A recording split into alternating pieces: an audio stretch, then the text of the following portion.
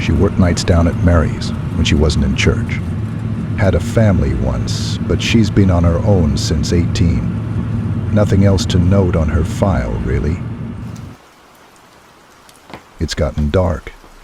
Means another day has passed, while there's still cold on leads. It's really a shame this has to happen.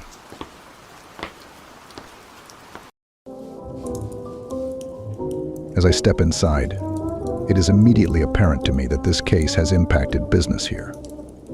What was once described to me as the most popular bar in this town is now nearly completely empty.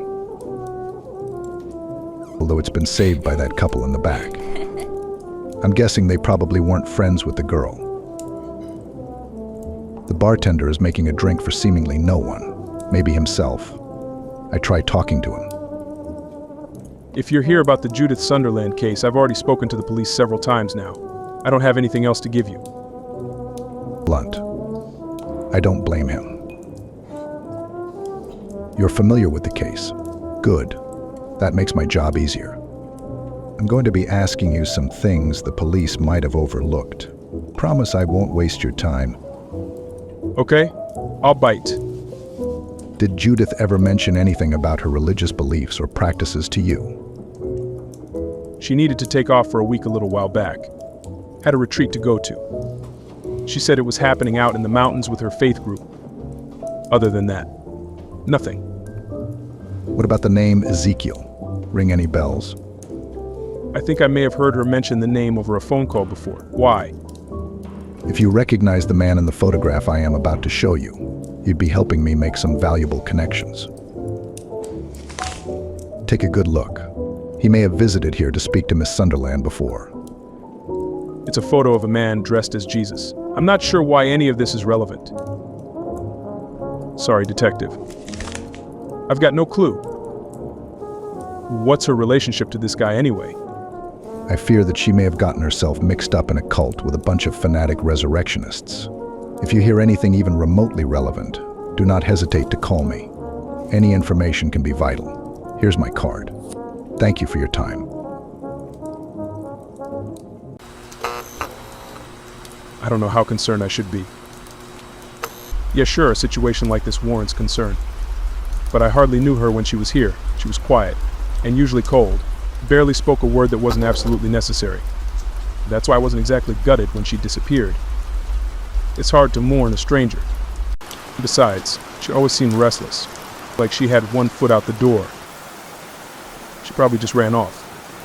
It's hard to imagine that she's tied to a cult. Though maybe this guy's ahead of the police somehow. None of them asked me about her fate. Didn't cross their minds. To be fair, I didn't think of it either. I've tried not thinking about it at all, honestly. Part of me still feels like it's my fault she's missing.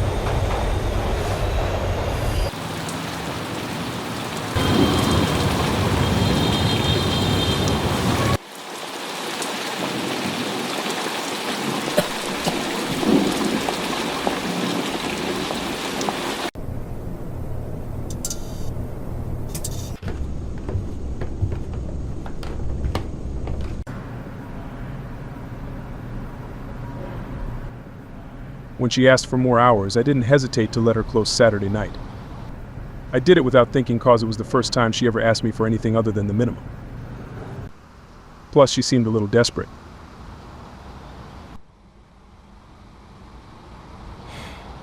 I just can't believe I let her do it alone.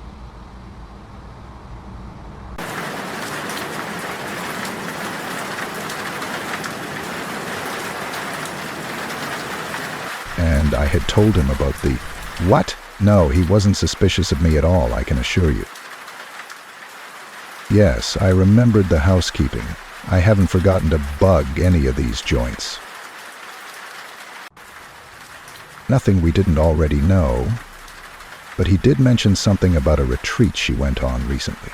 Looks like your guys were right about her Jesus kick. This all might just work. I've planted the right seeds here. Whole town's talking about her and avoiding all her usual spots. Or at least they're trying to.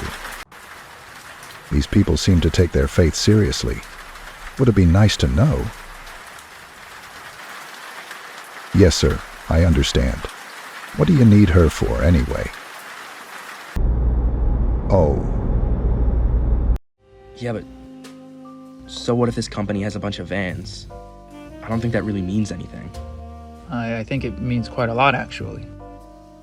I don't understand why they would be doing something like that. It's all... They got a girl here, you know. What? They got a girl here. She used to be stood right there. Every night, hadn't missed a shift before she went missing, you know? There's no way all this isn't related. Her story's too perfect. 2 of those vans were outside the bar before she came in for her shift that night. I know because I stopped by every time they do trivia. She wasn't there by the time I left. But those vans definitely were. So you think the people in those vans kidnapped her? Yes, 2 vans for one girl? Wouldn't that be a little overkill? If you're kidnapping someone, of course you'd want to go overkill. Look, ever since then, I've been seeing those vans everywhere around town. Just the worst parts though, you know. They're at Lamont, or even Cedar some nights. Regardless, they always go back to the lab at the same time. They're on some sort of clock. Got no clue what they're doing though. Could just be doing research on animals. Around Lamont? Best they can find around there is a stray. Yeah.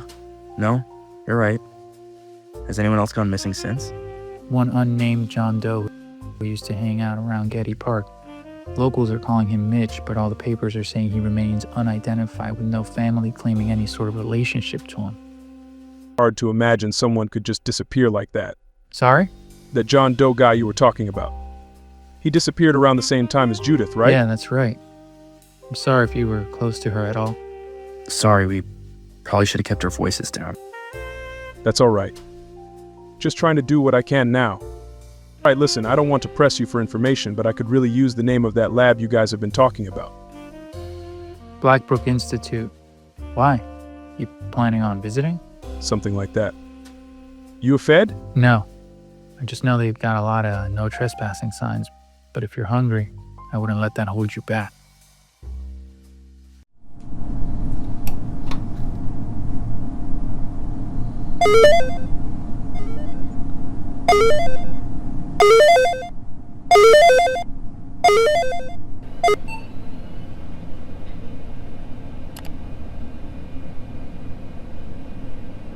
I don't want to press you for information or anything, but I could really use the name of that lab you guys have been talking about. Blackbrook Institute. Why? You planning on visiting? Something like that. You a Fed? No. I just know they've got a lot of no trespassing signs, but if you're hungry, I wouldn't let that hold you back. Thanks. Wasn't planning on it.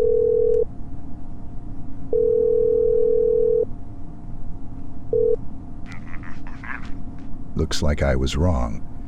You got the bartender headed your way.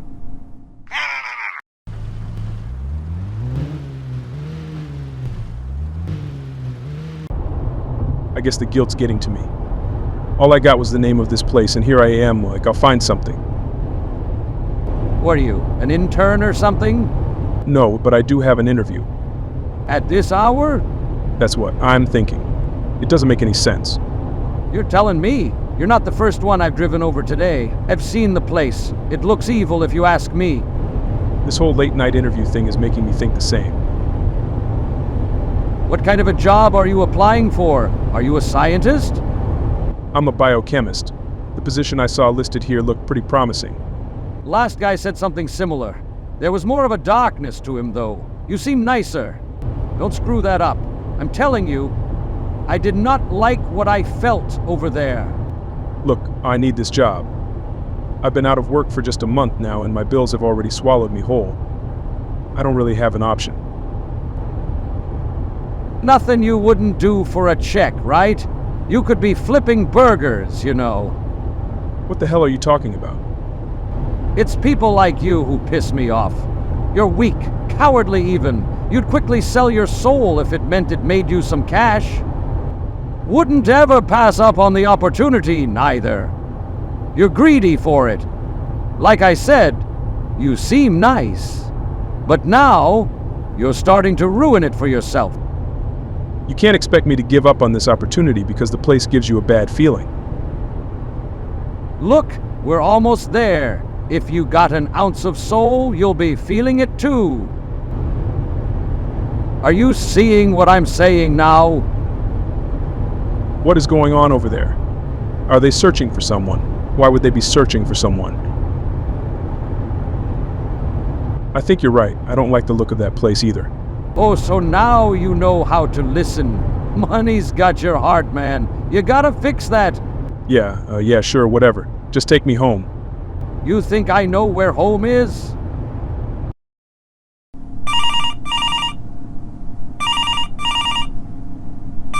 Montague.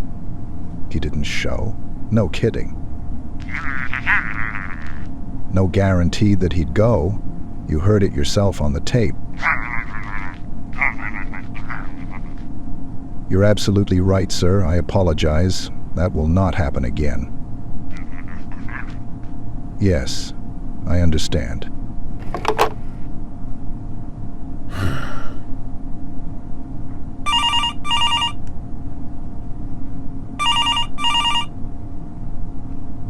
Montague. You suspect Blackbrook Institute is involved in Judith's disappearance? Who told you this? Okay, listen. I'll drop by after you close tomorrow so that you can tell me all about it, with no ears peeping. Does that sound all right to you? Yes, I promise I will be there. Okay. Yes, goodbye.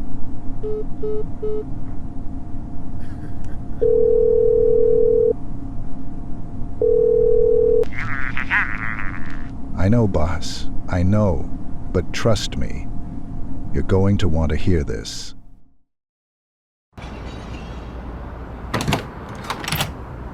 Usually standard procedure, we have these types of conversations outside, Earl. Your place could very well be bugged, you know. This has gone so far, so quickly. Are you for real? Afraid so, Earl. Now, come on. We can talk round this corner over here. Should be safe from any prying ears.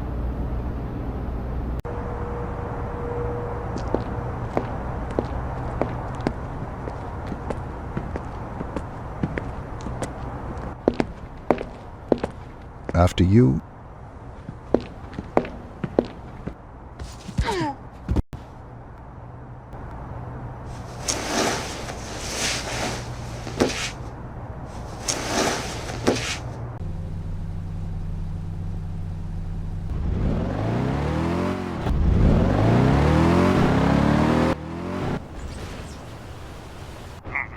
Yes, that was him.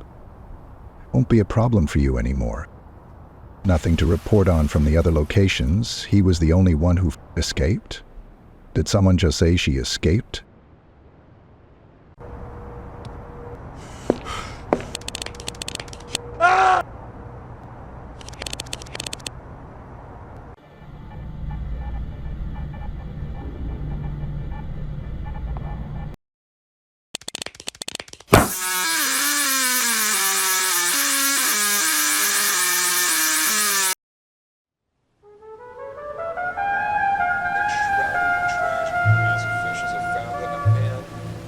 Bartender Early Graves entered his vehicle into the river. Police say the man left a note in his residence which described his struggle